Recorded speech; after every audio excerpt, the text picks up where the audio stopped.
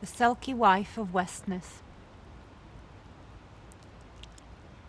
There was a young man in the village of Westness who disliked every single girl in his town. He refused to get married over and over until one day the last girl he had turned out told him that eventually he would fall prey to a woman's charms and that would serve him right. He laughed it off, but fate had other plans. One day, as he was walking down the beach, he heard in the distance the sound of laughter, and he found it rather strange. So he went to look behind the boulder, and he saw a group of beautiful young people dancing and playing, and next to them lay abandoned a pile of seal skins. He then knew that those were the Selkie folk who had come out of the water to play, and without thinking, he started creeping slowly, unseen, towards the skins, until at the very last moment he started running towards them. But then the Selkie folk saw him too, and they started running as well, and fast as the wind they snatched back their skins and jumped back into the sea. But the man from Westness was quick, and he managed to grab the very last one. He then started making his way towards home, and that's where he heard a quiet sobbing behind him. He turned around and his heart skipped a beat as in front of him was lying the most beautiful woman he had ever seen.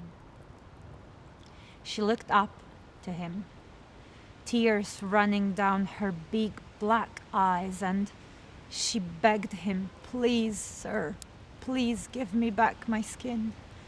I can't go back to my home in the sea without it. I have a husband and children waiting for me. Please, sir, have mercy on me. Please give me back my skin." "But no," said the man, bewitched. "I am taking you with me, and I am making you my wife, and never, ever will I give you your skin back." With that, she had no choice but to follow him. And soon they were married and had children. Never were in Westness boys and girls so bonny, but the wife from Westness was always sad. She was always weeping, always searching for her skin that the man had hidden away. She would always roam the beach endlessly, looking out to the sea, and the people who saw her swore that a big bull seal was always there among the waves in the distance, crying desperately towards the shore. And so the years went by. One day it so happened that the wife was left home alone with her youngest daughter while the man from Westness and the children were out fishing. And so she started cleaning, but what in truth she was doing is looking for her skin. "What are you doing, mother?" asked the little girl. "Oh, I am looking for a sealskin to make mittens for your little hands, my love," said she. And so the little girl smiled and said, "I know where a sealskin is. One day, when father thought I was sleeping, he came into the room and he opened a panel into the wall. He took a sealskin from there and he looked at it for a while, and then he put it back again," she said.